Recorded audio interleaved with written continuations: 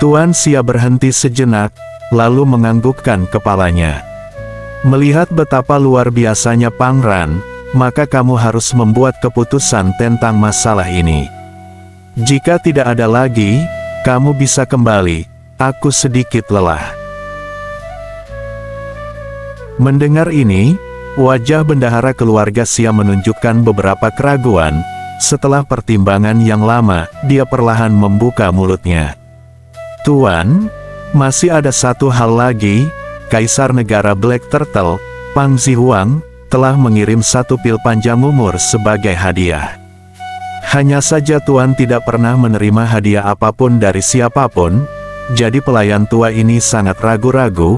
Aku tidak tahu apakah aku harus mengembalikan ini kepada Pang Zihuang atau sebuah pil. Tuan Xia merasa seolah-olah beban berat telah menghantam hatinya dan menyebabkan riak. Dia akhirnya menoleh, mata tuannya dengan penuh semangat menoleh ke arah bendahara. Apa katamu, pil panjang umur? Bendahara keluarga Xia tertegun sejenak. Sejak penyakit Tuan muda memburuk, dia belum pernah melihat Tuan bereaksi sedemikian rupa.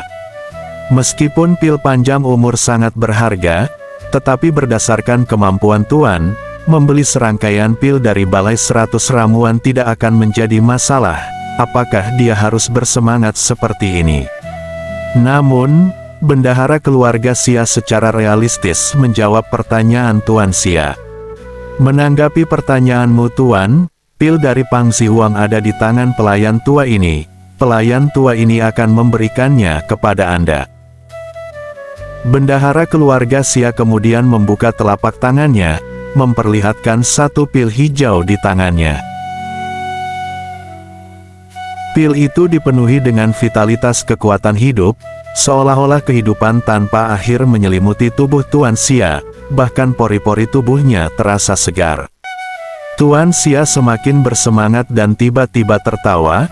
Tentu saja, dia tidak senang karena pil itu. Yang paling penting di sini adalah bahwa Tuan dari Balai 100 Ramuan. Guru Woyun telah menghilang tanpa jejak, dan tidak peduli seberapa keras keluarga Xia mencoba. Mereka tidak dapat mengetahuinya, di mana dia berada, seolah-olah ada kekuatan lain yang menyebabkan gangguan. Sekarang, Pang Zihuang telah memberinya pil panjang umur yang hanya tersedia di Balai 100 Ramuan.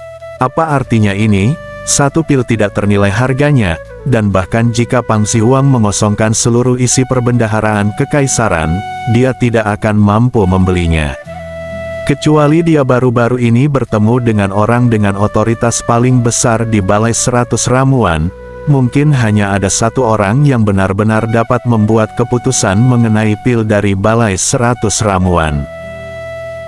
Bendahara, Tuan Xia memantapkan gelombang besar di hatinya, dan berkata, "Bersiaplah segera, aku ingin melakukan kunjungan pribadi ke Istana Kekaisaran Negeri Black Turtle." Bendahara keluarga Xia tercengang. Sebagai orang yang mengendalikan kota surga, Tuan memiliki otoritas besar dan tidak perlu secara pribadi menangani masalah seputar pemilihan putra mahkota. Namun dia memilih untuk mengunjungi istana ketika Tuan muda sakit parah. Mungkinkah ini karena pil panjang umur? Ya Tuan, bendahara keluarga Xia menjawab, menyembunyikan kecurigaannya dan membungkuk hormat. Kemudian, di luar pandangannya, Tuan Xia meluruskan lengan jubahnya dan berjalan cepat keluar dari ruang kerja. Tawanya yang jernih dan cerah bergema di seluruh cakrawala, bergema di sekitar halaman rumah tangga Xia.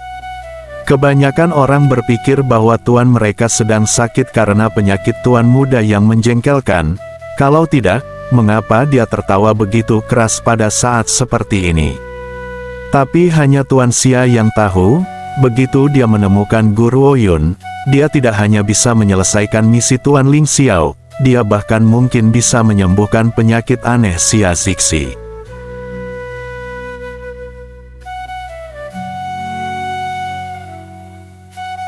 Semua terdiam di pengadilan kekaisaran. Tatapan agung Pang Zihuang menyapu negarawan di depannya dan terus bertanya. Para menteri bangsawan tercinta, selir Lin dan penasihat kekaisaran bersalah karena merencanakan pemberontakan, tetapi pangeran ketiga tidak bersalah.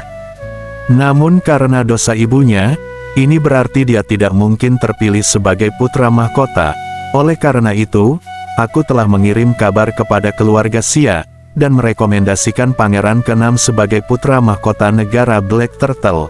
Apakah ada menteri mulia yang memiliki pendapat? Pendapat? Apakah kita berani memiliki pendapat? Selir kekaisaran Lin telah melakukan pembunuhan, mengakibatkan pangeran ketiga nyaris kehilangan kesempatan untuk menjadi putra mahkota. Pangeran kelima telah menyerahkan haknya untuk gelar, dan lebih suka membantu Pangeran sebagai gantinya. Oleh karena itu, berdasarkan keadaan saat ini, hanya Pangeran yang dapat mengambil tanggung jawab berat untuk memerintah negara Black Turtle. Jadi, setelah mendengar pernyataan Pang Zihuang, semua pejabat hanya saling memandang, tidak ada dari mereka yang berani menentang usul tersebut. Bagus, karena tidak ada pendapat dari para perwira bangsawan, maka kita akan menunggu keputusan keluarga Xia. Pang Zihuang mengangguk puas, perilaku Pangeran paling memuaskan untuk periode waktu ini, dia tidak keluar untuk membuat masalah. Keterampilan bawaannya mungkin tidak normal, tetapi ini bukan masalah besar. Selama dia memiliki kemampuan untuk memimpin negeri Black Turtle menuju jalan yang mulia, itu sudah cukup. Seorang kaisar tidak perlu memiliki kekuatan yang kuat, tetapi harus bijaksana dalam mengambil keputusan strategis, dan berdasarkan cobaan selama periode waktu ini, bocah Pangeran telah terbukti memiliki kekuatan ini. Inilah mengapa dia memilih untuk mendekati keluarga Xia dan merekomendasikannya. Pada saat ini, tawa rendah bisa terdengar dari depan ruangan, itu dingin dan menyeramkan, penuh dengan kesombongan yang tak tertahankan. Ayah kekaisaran terkasih, tidakkah Anda berpikir bahwa keputusan Anda dibuat sedikit terlalu ceroboh? Di luar pengadilan kekaisaran, jubah hitam melilit tubuh pria itu, wajah lembut pria yang memakainya dingin dan jahat. Senyum tergantung di sudut bibirnya, matanya yang seram menatap tajam ke Pang Zihuang yang sedang duduk di atas tahta naga. Ketika pria berjubah hitam itu mengangkat kepalanya, wajah yang familiar itu tiba-tiba bersinar di matanya, dan ekspresi Pang Zihuang berubah. Pang Fei, bagaimana kamu bisa sampai di sini? Jika putra Anda yang rendah hati tidak ada di sini, maka ayah kekaisaran akan menyerahkan negeri Black Turtle yang megah kepada orang yang tidak berguna. Pang Fei tersenyum dingin, matanya yang sudah ganas sekarang penuh dengan kebencian.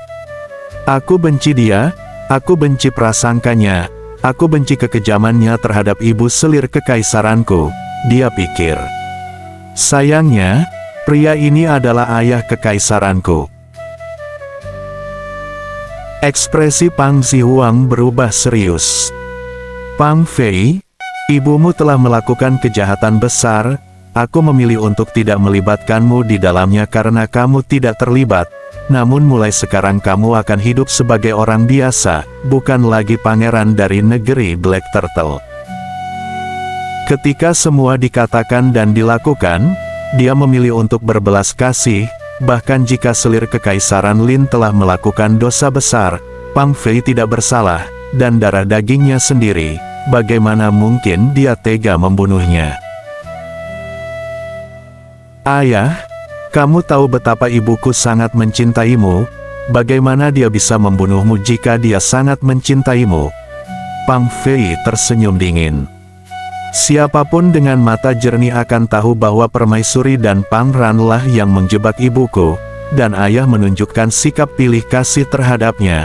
Apakah hati ayah tidak mempercayai ibuku? Lancang. Pang Zihuang membanting tangannya di atas meja, ekspresinya sangat marah. Selir Kekaisaran Lin mengaku telah melukaiku sendiri. Apakah kamu mengatakan bahwa kata-kataku salah? Apakah itu benar atau salah?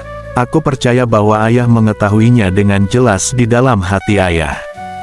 Pang Fei menggertakkan giginya dan mengepalkan tinjunya dengan erat. Dia menarik napas dalam-dalam dan berkata, "Jika ayah tidak menunjukkan pilih kasih untuk permaisuri, maka ayah yang berkonspirasi untuk melibatkan ibuku.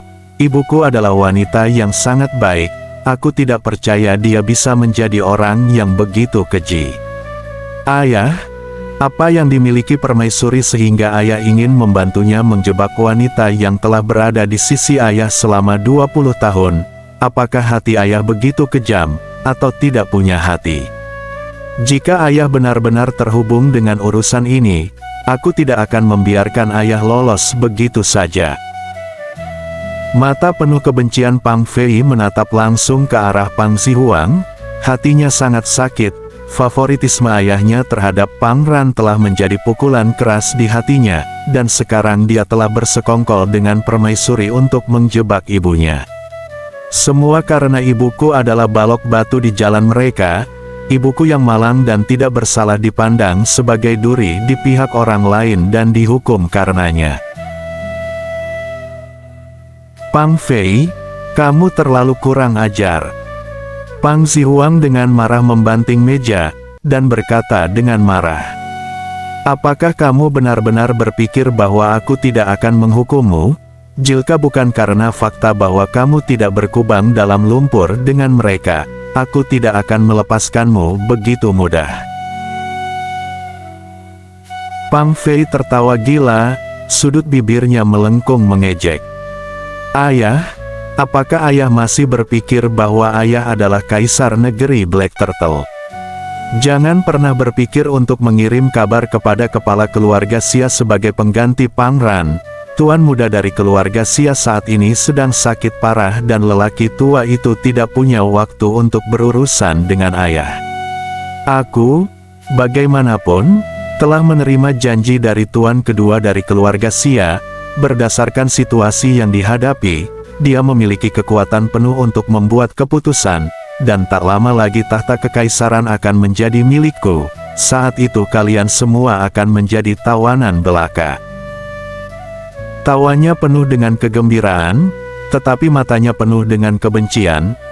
Sejak dia masih kecil, dia telah bekerja keras untuk menerima perhatian ayahnya, untuk membuktikan kepadanya bahwa dia jauh lebih baik daripada Pang Ran yang tidak berguna itu. Tapi apa yang dia lakukan? Bukan saja dia tidak dapat membedakan antara yang benar dan yang salah, menunjukkan sikap pilih kasih terhadap pasangan ibu dan anak ini, mereka bahkan bersekongkol untuk menyakiti ibuku. Oleh karena itu, bahkan jika ayah bertobat atas tindakannya, aku tidak akan pernah memaafkannya. Mendengar kata-kata Pang Fei, para perwira mulai berdiskusi satu sama lain. Mereka tidak mengira bahwa peristiwa seperti itu akan terjadi di istana kekaisaran. Mereka bahkan tidak akan membayangkan bahwa keluarga Xia telah memilih pangeran ketiga sebagai kaisar berikutnya. Tampaknya permaisuri dan pangeran keenam berada dalam bahaya besar. "Pang Fei, kamu terlalu kurang ajar." Pang Zihuang bangkit dari tempat duduknya, jelas sangat marah. Dia mengarahkan jarinya ke Pang Fei dengan marah. "Aku telah memanjakanmu terlalu banyak dan kamu telah menjadi terlalu arogan dan lalim. Sekarang aku akan bertanya kepadamu, apakah kamu tahu dasar-dasar menjadi kaisar? Mengapa kamu ingin menjadi kaisar?" Pang Fei tertawa sinis, bibirnya melengkung membentuk senyum mengejek. "Hanya yang kuat yang pantas dihormati, apakah kaisar atau siapapun, hanya yang kuat yang bisa mendominasi. Orang yang kuat akan memiliki kekuatan tertinggi untuk memutuskan siapa yang akan hidup atau mati. Begitu dia memutuskan bahwa seseorang tidak lagi layak untuk hidup, orang itu harus mati."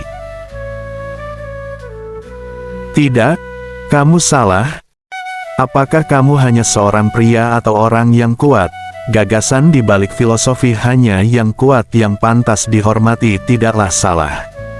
Namun, ini adalah posisi seorang kaisar dan sebagai kaisar, ini bukan tentang menjadi yang paling kuat secara fisik, tetapi kekuatan seluruh bangsa. Dia bertanggung jawab atas kemakmuran rakyat. Disinilah filosofimu tidak berlaku. Selain itu, apa artinya mendikte hidup dan mati orang lain bagimu sebagai orang yang kuat? Apakah membantai semua makhluk hidup membuktikan bahwa kamu kuat? Ini hanya menunjukkan bahwa kamu lemah.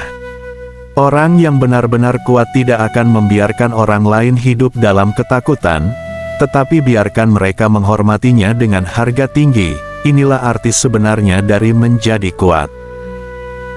Pang Zihuang menggelengkan kepalanya dengan kecewa. Dia tidak pernah memiliki kesan yang baik pada Pang Fei. Itu bukan karena dia tidak cerdas atau cukup kuat. Itu karena dia tidak pernah menganggap serius kehidupan orang-orang. Jika dia menjadi kaisar, Pang Zihuang takut akan seperti apa negeri Black Turtle. Alasan mengapa dia sangat menyukai Pang Ran bukan hanya karena dia adalah putra permaisuri, tetapi juga karena dia tidak memiliki arogansi bangsawan dan darah bangsawan.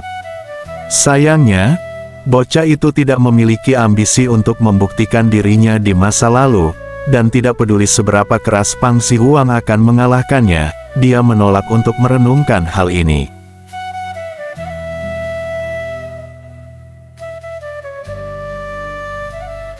Tepat pada saat itu, suara yang mengganggu terdengar dari luar pengadilan kekaisaran. Aku sudah menduga bahwa pria berjubah hitam yang aku lihat di restoran tempo hari adalah saudara ketigaku.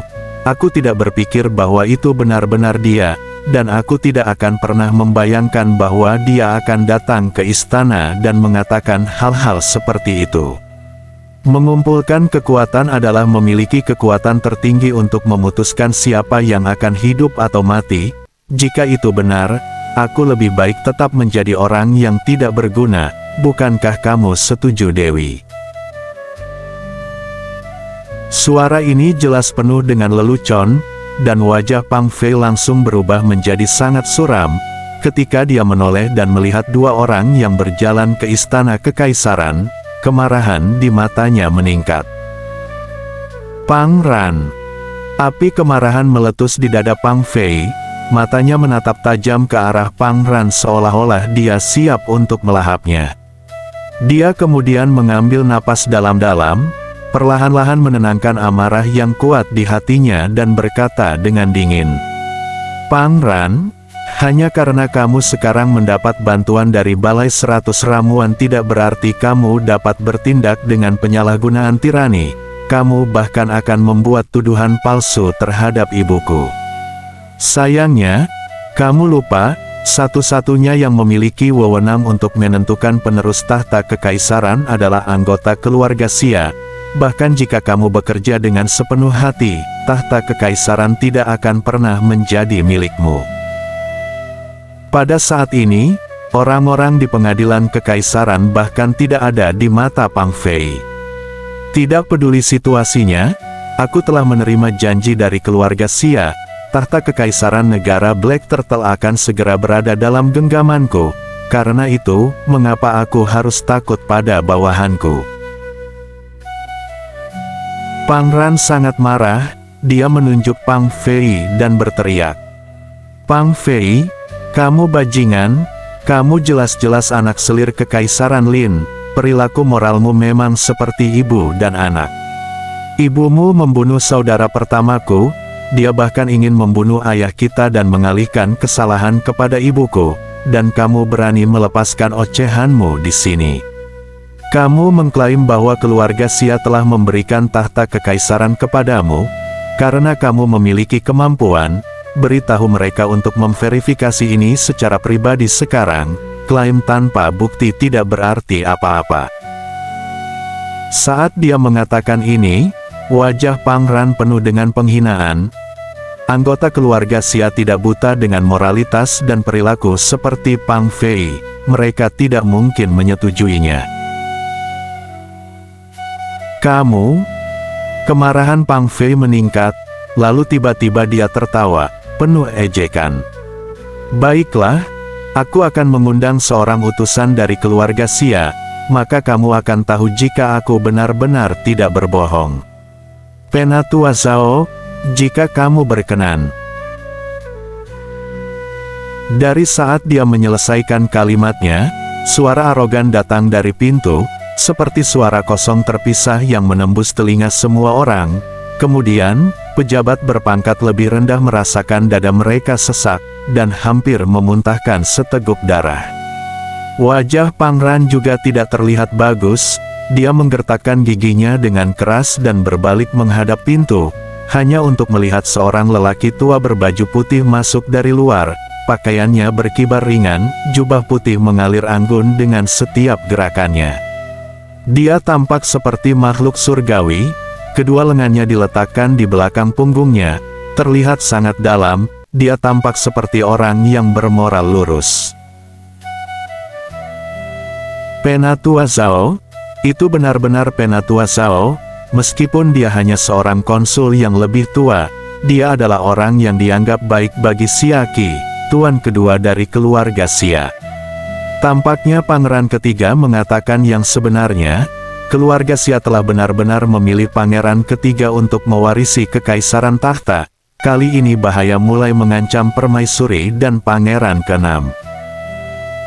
Melihat pria tua dengan tangan kosong berjalan masuk, para pejabat tinggi mulai berbisik dan berdebat di antara mereka sendiri.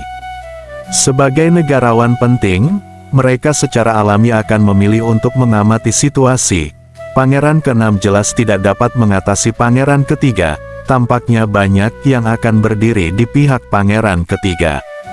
Sisanya, yang belum membuat keputusan tetap berada di pagar, karena mereka tidak senang dengan pernyataan Pangeran ketiga sebelumnya. Memang, Kaisar memiliki kekuasaan atas hidup dan mati para pejabat. Dengan demikian, dengan cara Pangeran ketiga mengabaikan alasan, ketidakmampuan untuk membedakan antara yang benar dan yang salah, hanya membedakan antara yang kuat dan yang lemah, negara Black Turtle akan menjadi pertumpahan darah.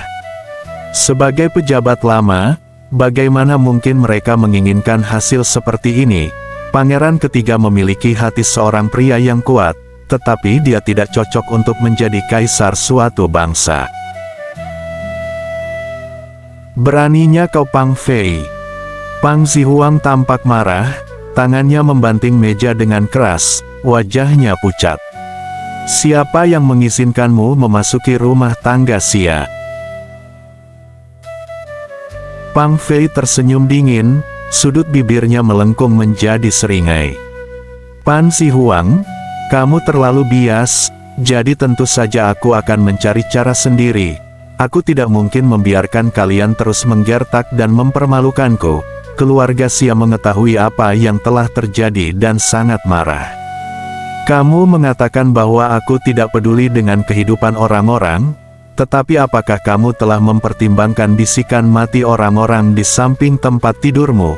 Kamu telah melakukan tindakan tercela seperti itu di depan keluarga Xia, apakah kamu pikir mereka akan tetap acuh tak acuh? Pang Zihuang, mulai sekarang aku tidak lagi mengenalimu sebagai ayahku, kamu hanya tahanan rendahanku. Lutut Pang Zihuang menyerah, jatuh ke singgasana naga, matanya menatap Pang Fei dengan kecewa, dengan cepat berubah menjadi resolusi yang tidak perlu dipertanyakan lagi. Sampai tuan dari keluarga Xia sendiri muncul untuk memverifikasi masalah ini sendiri, aku menolak untuk mundur.